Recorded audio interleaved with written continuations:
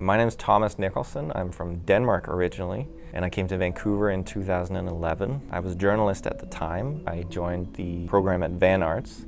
That's helped me book work on shows like The Haunting of Bly Manor, Motherland, Fort Salem, The 100, Supernatural, X-Files. Most recently, a gig playing a young David Bowie on Legends of Tomorrow. This is David Bowie. Marvelous. I heard about VanArts from an acting teacher of mine. I was taking part-time acting classes with a woman called Karen De Silva.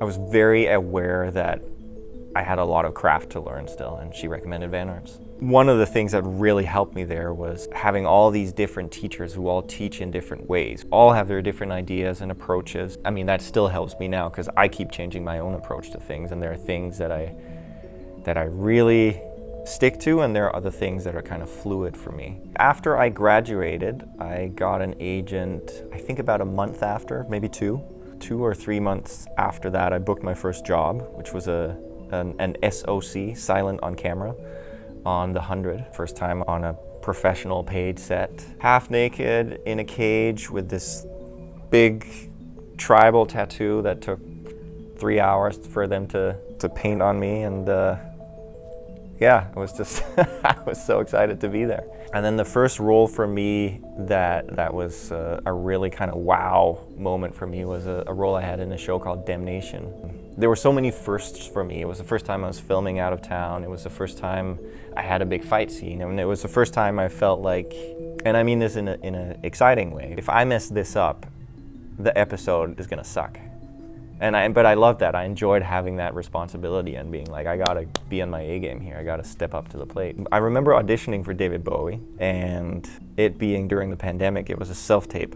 I kind of knew how to do the physical stuff and the voice stuff and the accent stuff, but I also wanted to make sure I wanted something from this other person in the scene so that I can drive the scene forward and not just be this sort of mechanical David Bowie. She was a blonde-haired punk in a blue light funk. I'll always remember her face. Are you singing about Sarah Lance? Is that her name? Your friend who got sucked up into a spaceship. My sort of only concern, if you will, sending that tape off was the constant, is it Bowie enough? Is it Bowie enough? Is it Bowie enough? Yeah, my agent called me and said there was an offer for the job, and yeah, I guess it was Bowie enough.